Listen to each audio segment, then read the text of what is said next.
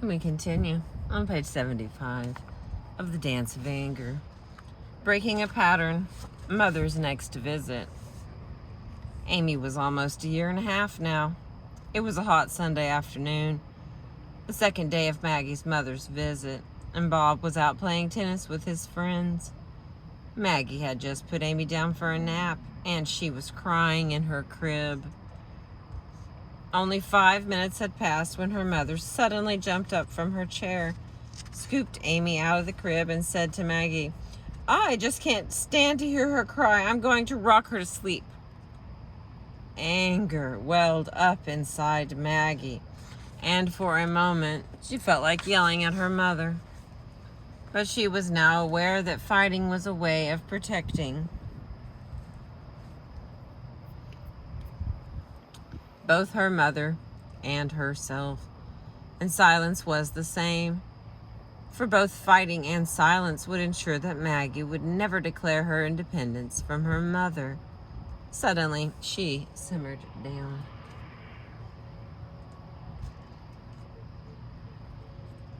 With as much poise as Maggie could muster, she stood up, lifted Amy from her mother's arms, and placed her gently back in the crib. Then she turned to her mother and said, without anger or criticism in her voice, "Mom, let's go out on the porch. I really want to talk with you about something important to me." Maggie's heart was beating so fast, it occurred to her that she might faint. She realized in a split second that it would be easier to fight than to do what she needed to do. She was about to show her mother her separateness and independence, and she was going to proceed to do so in a mature and responsible fashion. Her mother was clearly nervous too. It was unlike her daughter to speak to her in a calm but firm manner. The two women were seated on the porch swing. Maggie's mother spoke first, with anger that barely masked the anxiety in her voice. "Margaret." It was the name her mother had always used when she was upset with Maggie. "I cannot stand to hear that child cry. When a child needs to be picked up, I just can't sit there pretending I don't hear her screaming." Maggie's voice was level and sure. She looked at her mother directly and spoke without anger. "Mom," she said, "I appreciate how concerned you are about Amy. I know it's important to you that your grandchildren are well cared for, but there's something I feel I must tell you." Maggie paused for a moment. She felt an icy fear in her chest, without knowing why. She guessed that her mother felt it too, but she kept her composure. "You see, Mom, Amy is my child, and I'm struggling hard to learn to be a good mother and to establish a good relationship with her. It is very important to me that with my child, I do what I think is right. I know that sometimes I'll make mistakes. Sometimes I'll do the wrong thing. But right now, I need to take care of Amy in a way that I see fit. I need to do that for her, and I need to do that for me. And I very much want to have your support in that." Maggie heard the strength and maturity in her own voice, and it surprised her. She continued with a warmth that was beginning to feel genuine. "Mom, when you tell me what to do with Amy, or correct me, or take things into your own hands, it is not helpful to me. It would mean a whole lot more to me if you would not do that anymore." There was a moment of dead silence. Maggie felt as if she had stabbed her mother with a knife. Then her mother's voice came back, familiar and angry. It was as if she had not heard. "Maggie, I cannot stand to see that child suffer. A child of Amy's age must not be left to sob uncontrollably in her crib." Mother continued to speak at length about the adverse psychological effects of Maggie's practice. Maggie was tempted to bolster her own position, but she refrained, from doing so. Arguing, she realized, deflected attention from the issue. Maggie was at last beginning to speak to her. That of her being a separate and different person from her mother, with her own unique way of being in the world. Maggie listened patiently and respectfully until her mother was through. She did not contradict her, nor did she fight back. Maggie was doing something very different, and both she and her mother knew it. "Mom," Maggie said softly, "I don't think you're hearing me. Perhaps I'm wrong about the question of Amy's crying in her crib. Or perhaps I'm right. I can't know for sure. But what's most important to me right now is that, as Amy's mother, I do what I feel is best. I'm not saying that I'll never make mistakes, or that I have the final word on things.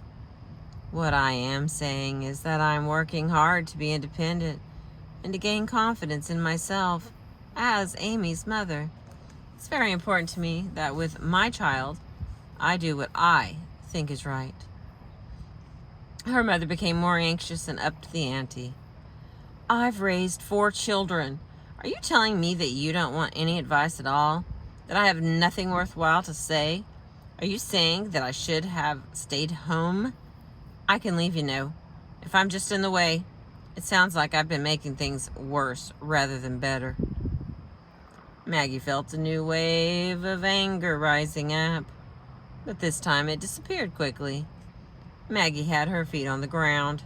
She knew she was not going to accept the invitation to fight, and thus reinstate old patterns. Instead, she said, "Mother, I very much appreciate your being here. I'm aware how much you know about raising children, and maybe at some point when I am more secure in my own independence and my own mothering skills, I'll be asking you for some advice." "But you don't want my advice now?" It was more an accusation than a question. "That's right, Mother," Maggie answered. "Unless I specifically ask for advice, I don't want it." "I can't stand by and watch you ruin that child." Maggie's mother was becoming more irrational and provocative, unconsciously trying to draw Maggie back into fighting in order to reinstate their earlier, predictable relationship. "You know, Mother," Maggie said, "Bob and I have our struggles as parents, but I think that we're pretty good at it and that we'll get better.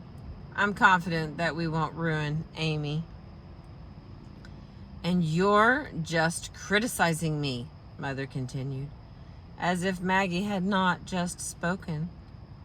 "I've been trying to help you and you just throw it back in my face." "Mom," Maggie's voice was still calm, "I am not criticizing you. I'm not saying that you're doing the wrong thing. I'm sharing my reaction when you do something like pick up Amy when I put her down. I get upset because I'm trying to develop my confidence as a mother on my own. I'm not criticizing you. I'm sharing with you how I feel and what I want." Maggie's mother rose abruptly and went back into the house, slamming the screen door behind her. Maggie had that terrifying fantasy that her mother was going to kill herself and that she would never see her again. Suddenly, Maggie noticed that her own knees were shaking and she felt dizzy. Both Maggie and her mother were experiencing separation anxiety. Maggie was beginning to leave home. Understanding Mother's reaction. When Maggie stepped out of her characteristic position in her relationship with her mother, she experienced a panicky feeling about herself and her mother's well-being. Her mother responded to Maggie's changed style of communication by intensifying her own position, almost to absurd proportions, in a powerful effort to protect both herself and her daughter from the strong anxiety that standing on one's own can evoke in parties who are close to each other. What might, at first glance, appear to be an obnoxious, unfeeling response on her mother's part reflects her deep wish to stay close to her daughter and to spare them both the painful solitude of greater separateness and independence. Indeed, if her mother had been able to respond calmly and rationally, Maggie herself would have been left to experience even more of the separation anxiety that welled up in her from time to time during their talk. Excuse me. Adding to each woman's deep-seated fear of losing the other was the fact that their old pattern of interaction was so long-standing. Neither Maggie nor her mother knew a different way of relating. Precisely what kind of relationship could replace this one was a scary unknown to both of them. Thus, when Maggie broke the old repetitive patterns of communicating, her mother, unconsciously sensing a threat to their relationship, rallied to keep it intact.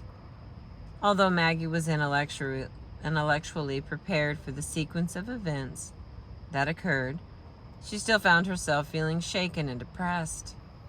"Have I made a mistake?" she asked herself. "Is my mother acting crazy? Will I lose my mother forever just because I finally had the courage to state my own point of view?" Excuse me.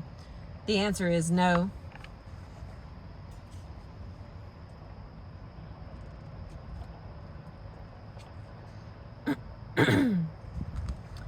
The answer is no. Countermoves are par for the course when we begin to define a stronger self in a family relationship. Maggie's mother's change back reaction was her way of communicating that Maggie's act of independence, her statement of self, was a cruel rejection of her.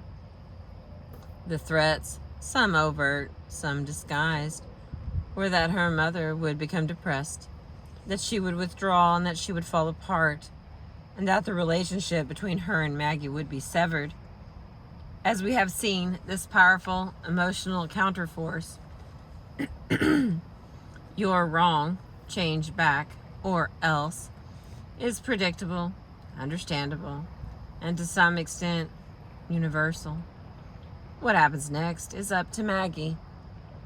Excuse me. A new dance, one step at a time. Maggie's work had just begun as her mother angrily retreated to her room. Maggie felt scared and guilty. More than anything, she wanted to get away from her mother, to leave the field. She had said what she needed to say. Now her only wish was that she or her mother would disappear. It doesn't work.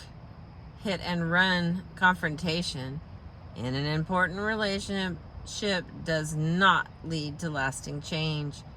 If Maggie is really serious about change, she still has a challenging road to walk. First, Maggie needs to show, for her own sake as well as her mother's, that at last she is declaring her separateness and independence from mother, but that she is not declaring a lack of caring or closeness. Independence means that we clearly define our own selves on emotionally important issues, but it does not mean emotional distance. Thus, Maggie needs to show through her behavior that although she will stand behind her own wants and convictions, she is still her mother's daughter and loves her mother very much. The work of negotiating greater independence, especially between a mother and a daughter, may be so fraught with mutual anxieties about rejection and loss that the person making the move, in this case Maggie, must be responsible for maintaining emotional contact with the other, her mother. If Maggie fails in this regard, her mother will feel rejected and upset. Maggie will feel anxious and guilty, and both mother and daughter will unconsciously agree to return their relationship to the old predictable pattern. How can Maggie best maintain emotional closeness with her mother at this time? She might ask her mother questions about her interests and activities. She can express interest in learning more about her mother's own past and personal history. This is one of the best ways to stay emotionally connected to members of our family and at the same time learn more about ourselves. See Chapter 6. When things cool off a bit and the relationship is calm, Maggie might initiate a dialogue with her mother on the subject of raising children, an area in which mother has valuable expertise. For example, Maggie might say, Mother, sometimes I try to comfort Amy and she keeps crying and crying. Did you go through that when we were little? How did you handle it? Or, what was it like for you to raise 4 children, especially when 2 of us were only a year apart? If her mother were to reply in a huff, well, I thought you had enough of my advice, Maggie might respond, actually, I don't find advice helpful, even good advice, because I need to struggle with the problem myself and find my own solution. But I do find it very useful to learn more about your own experience and how you handled things. Blocking advice giving, if that is one of the problems, is not the same as cutting off the lines of communication. As we become more independent, we learn more about our family members, not less, and we are able to share more about ourselves.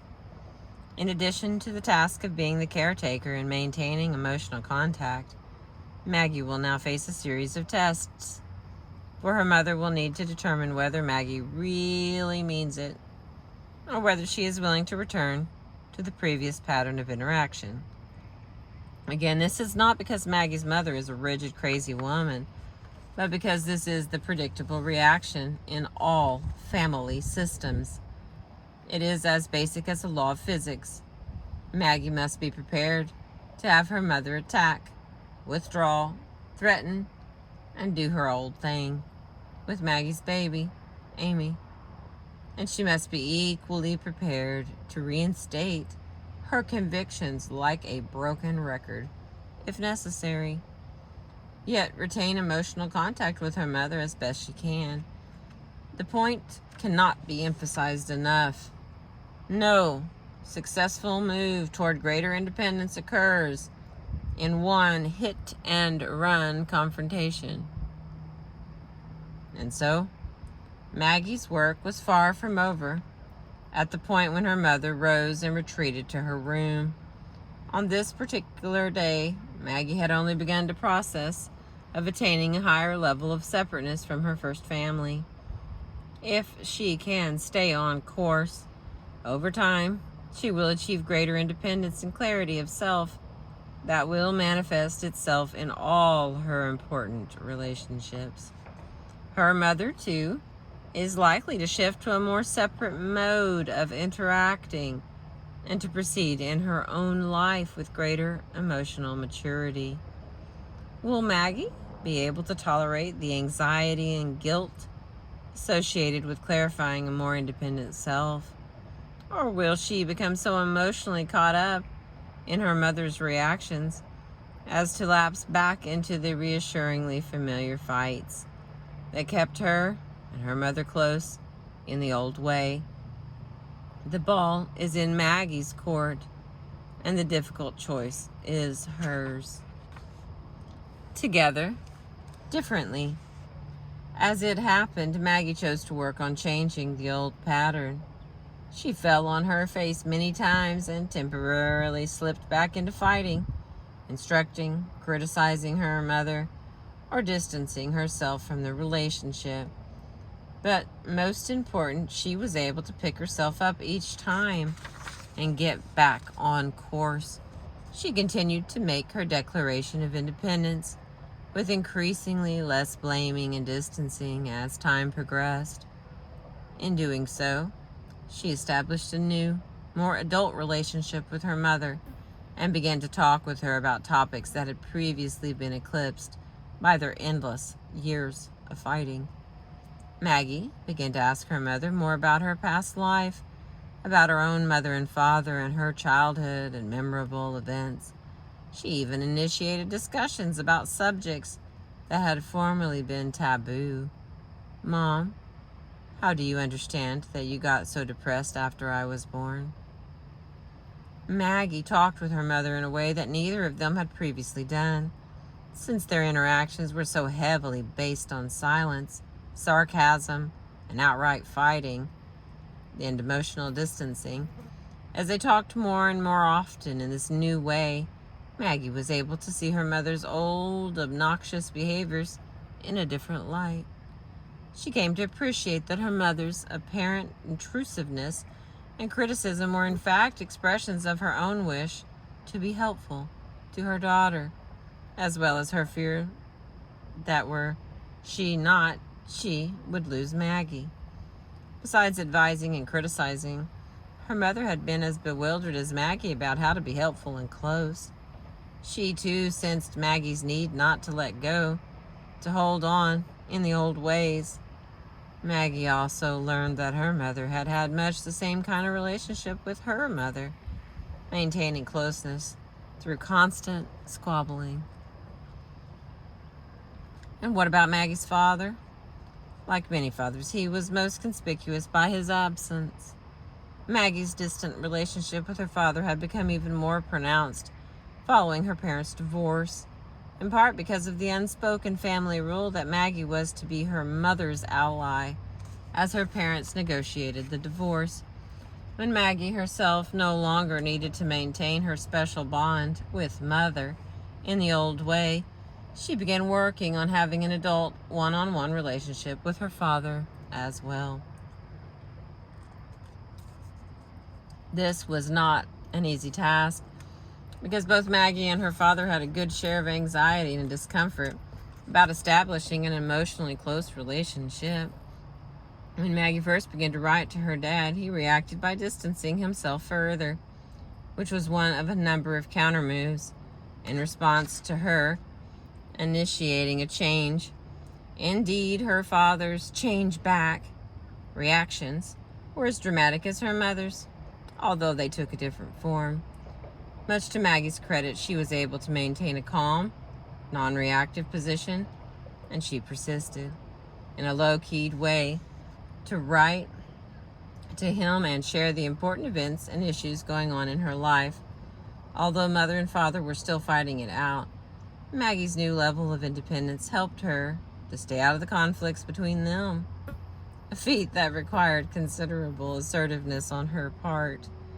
Over time, her relationship with her father developed and deepened. As a result of the changes that Maggie made with her mother and father, she became free of the symptoms that first brought her to see me. Her headaches did not return, and she became more sexually responsive with her husband, Bob. She also felt clearer and more assertive in all of her other relationships. The work that Maggie did will have reverberations in the next generation.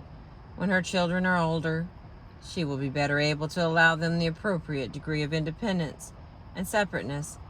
For the degree of independence that we achieve from our own family of origin is always played out in the following generation.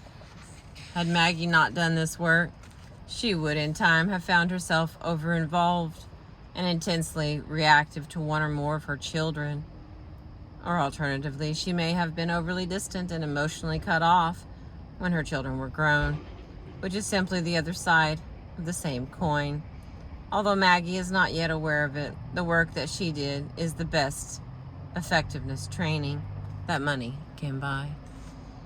The final section of chapter 4. Becoming our own person. Autonomy, separateness, and independence. Selfhood. These are all concepts that therapists embrace as primary values and goals, and so do the women who seek help. I want to find myself. I want to discover who I really am and what I want. I don't want to be so concerned with other people's approval. I want to have a close relationship and still be my own person. The task of defining and maintaining a separate self within our closest relationships is one that begins in our first family, but does not end there. Like Maggie, we can proceed to work on achieving greater independence and with it, an increased capacity for intimacy and togetherness. At any stage of our lives, renegotiating relationships with persons on our own family tree yields especially rich rewards, because the degree of self that we carve out in this arena will greatly influence the nature of our current relationships. In this lifelong task of forging a clear self, our anger is a double-edged sword. On the one hand, it helps to preserve our integrity and self-regard. Maggie's anger at her mother was a signal that let her know she was not comfortable in the old pattern of relating to her mother, and that she needed to make a change. However, as we have seen, venting anger does not solve the problem that anger signals. To the contrary, Maggie's success at becoming her own separate person rested on her ability to share something about herself with her mother and father in a straightforward, non-blaming way, while maintaining emotional contact with them throughout the process. It required also that Maggie uphold her position with persistence and calm, without getting emotionally buffeted about by the inevitable counter moves and change back reactions we meet whenever we assume a more autonomous position in an important relationship. This is what achieving selfhood and independence is all about, and it requires, among other things, a particular way of talking and a degree of clarity that are especially difficult to achieve when we are angry. Thank you for listening. I appreciate you.